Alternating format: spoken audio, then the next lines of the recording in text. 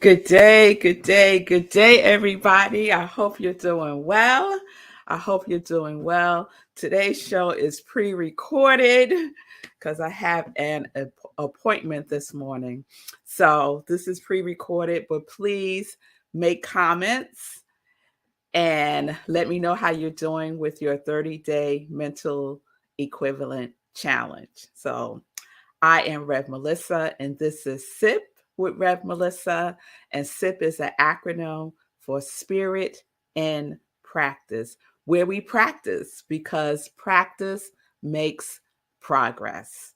Practice makes progress. So we're all about the practice, our spiritual practice, practicing our quality, practicing our mental equivalent, practicing. So this week we are practicing knowingness. That is our new series this week, knowingness. And so yesterday we started with the definition, and oftentimes I like to start with the definition. And so the takeaway from the definition is shrewd knowledge. This is for knowingness. Shrewd knowledge, conscious, intentional, and deliberate. And so throughout this whole week, think about knowingness in the context of your mental equivalent, right? We're building our mental equivalent. So yesterday, I talked about knowing that we know, right? Knowing that we know. And Ernest Holmes says we can't be lukewarm, right? About what we know. We have to have conviction. We have to have conviction. It's not about I'm going to know. No, you know now. So just declare to yourself, I know right now that I am joy. I know right now that I am loving kindness. I know right now that I am abundance, right? And the feeling tone, know the feeling tone. Feel the knowingness in your feeling tone. So today we're going to continue, and I kind of want to pick up where I left off yesterday because, at the end of the show, Sekou comes up and we have this conversation, and sometimes other things get raised to take a deeper dive or to give examples or to explain a little bit more. So that's what happened yesterday. And the example that I gave around my mental equivalent, to just drill down a little bit more about the mental equivalent, is I gave the example of my mental equivalent of attending grad school in California, right? And my mental equivalent around that, my feeling tone around that was not just joy, but accomplishment, right? This was something that I wanted to accomplish for myself, right? And so I had the feeling tone of accomplishment, not just going, but also graduating and every good thing that happened in between, right? So I had the feeling tone of accomplishment. I imagined it. I wrote it out. I visualized it. I talked to myself about it all the time. I was in action with everything that I needed to do, and it came into fruition. It was demonstrated. Yes. And then the other example I gave was about my what was it? My pregnancy, right? Being pregnant, getting pregnant, and then having a pregnancy of grace and ease, carrying twins, being 40 years old and carrying twins, right?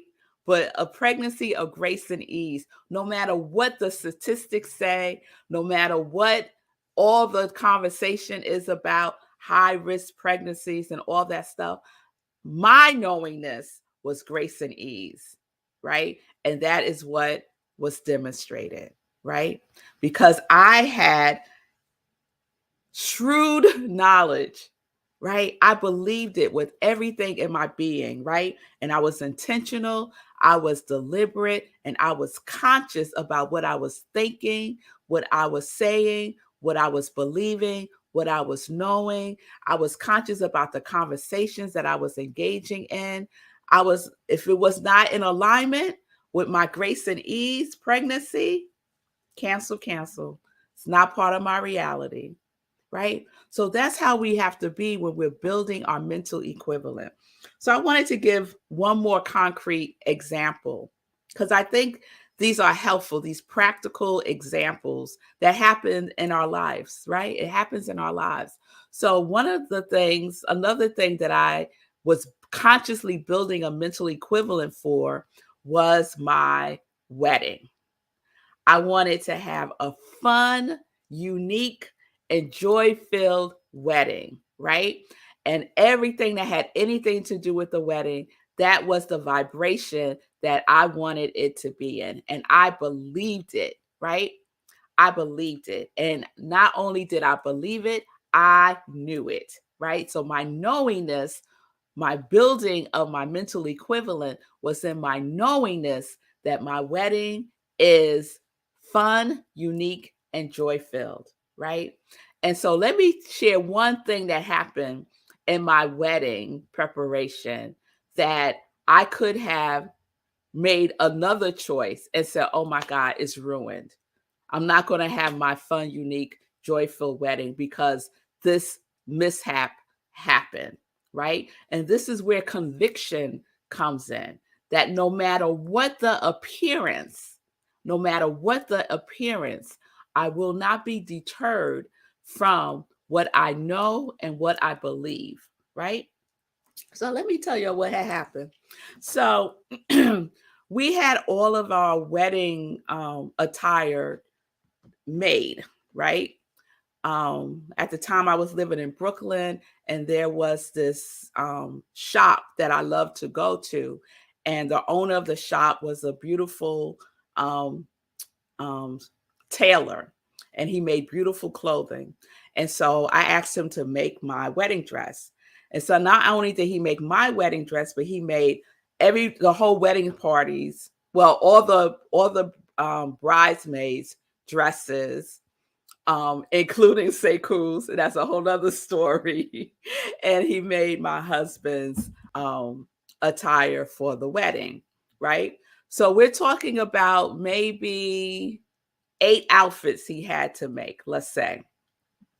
And it was beautiful. So I wore a purple wedding dress, and the wedding party on the bride's side wore white with tie dye. So whatever color tie dye they wanted, except for purple. So no one can have purple tie dye. So it might have just been, a white dress, and then maybe the collar was tie dyed, or the sleeve might have been tie dyed, or like the hem of the dress might have been tie dyed. And then in Sekou's case, it was a shirt and pants, and he had, I think, the collar tie dyed, right?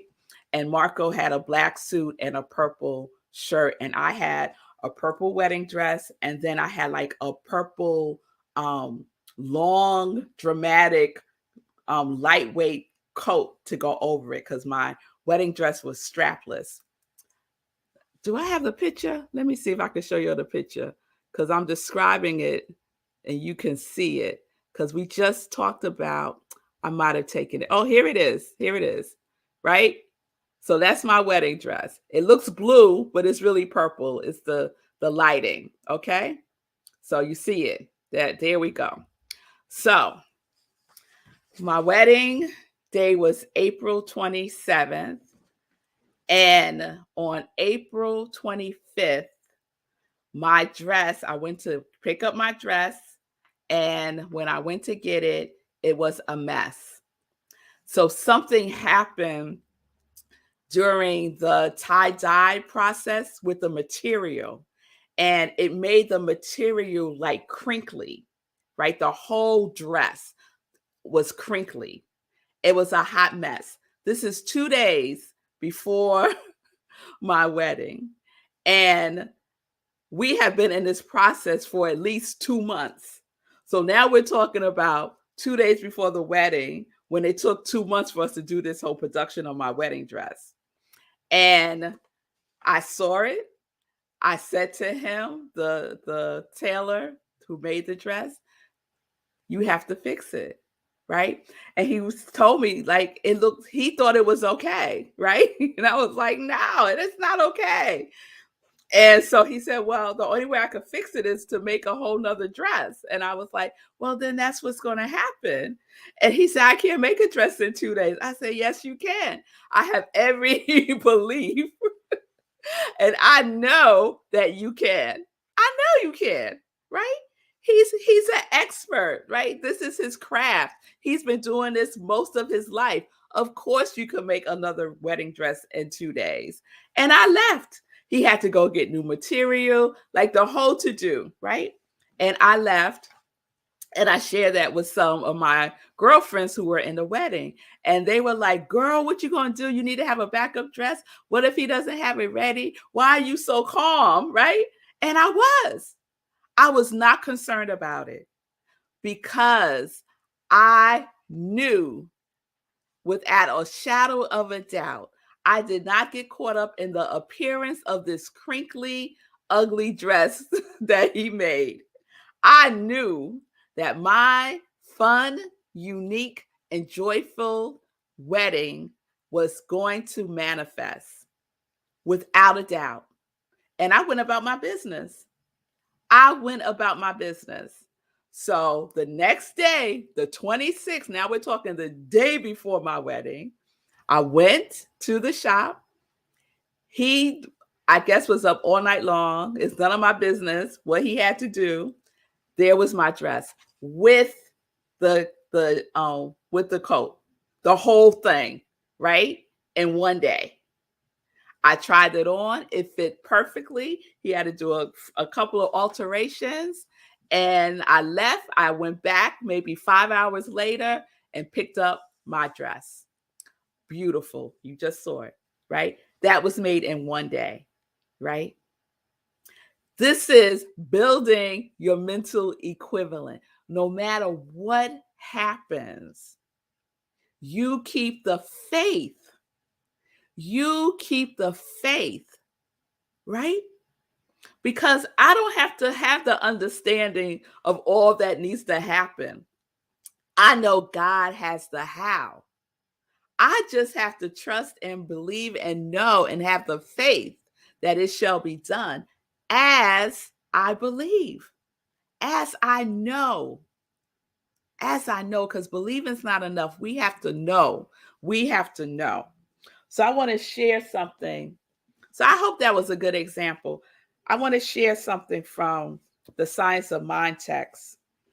And if you don't know, and if you have the Science of Mind, Ernest Holmes has a whole chapter on the mental equivalent.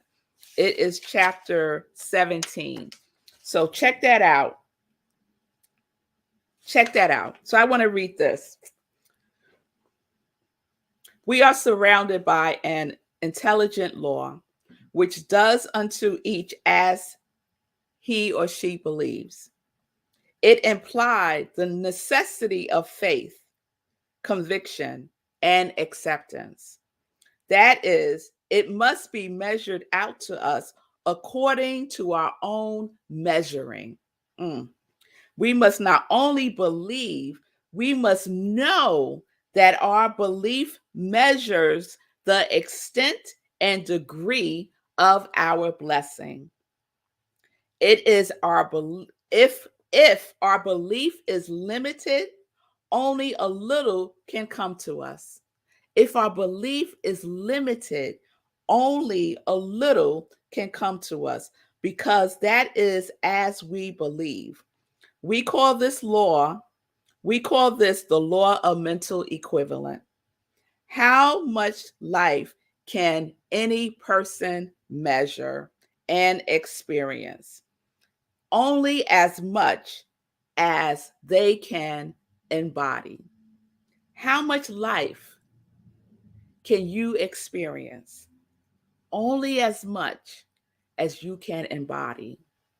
So we are embodying our quality. We are embodying our mental equivalent of that which we desire. I was embodying a fun, unique, joy-filled wedding.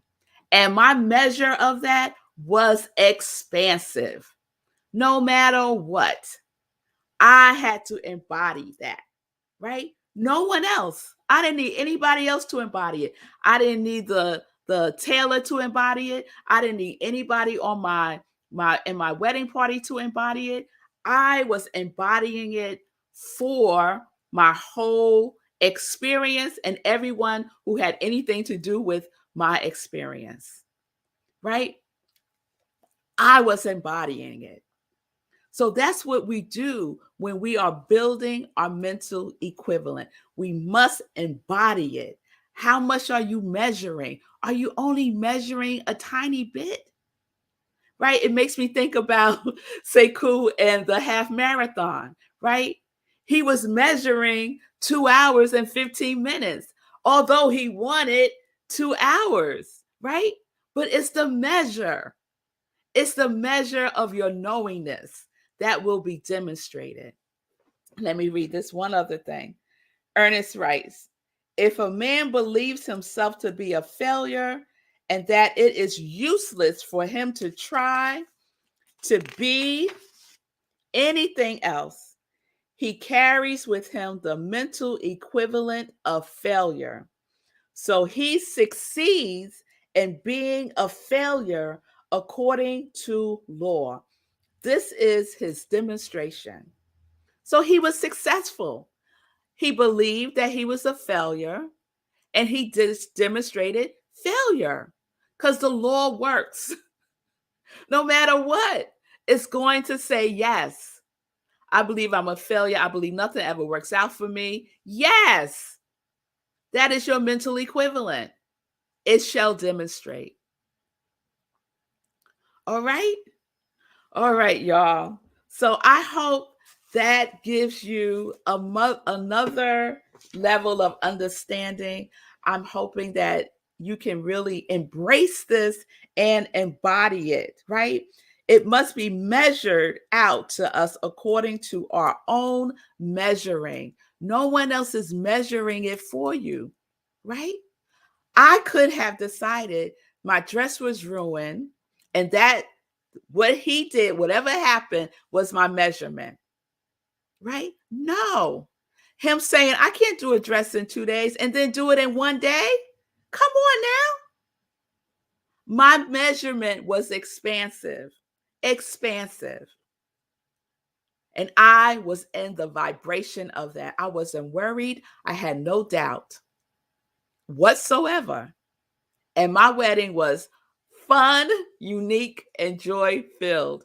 Believe you me, it was. And some of you that watch me right now were there and can testify to it, right? So we must know our belief measures the extent and degree of our blessing. Know that. Know that. You only experience as much as you can embody. So we have to expand our experience of it first, within, from within, as within, so without. It's not the other way around. It's not the other way around. What if all of my belief was wrapped up in my wedding dress being perfect? Right? That's the without. My wedding dress is an effect, it's a form, it's matter, right? So if my mental equivalent is based on the effect and the dress is ruined, then my mental equivalent has demonstrated, right? Because I had my knowingness wrapped up in the effect, in the dress. So whatever happened to the dress, that was going to be my embodiment. That was going to be my experience. So it comes from within, the knowingness within. All right. All right. So how much of your quality are you embodying? What is the extent of the measurement of your quality? What is the extent of the measurement of your mental equivalent? Make the adjustment, y'all. Make the adjustment.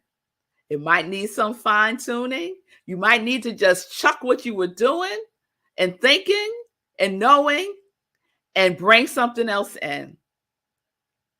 You could change. You could change. All is not lost. All right. So I'm on my day 18. Whatever day you're on is beautiful, but get a day.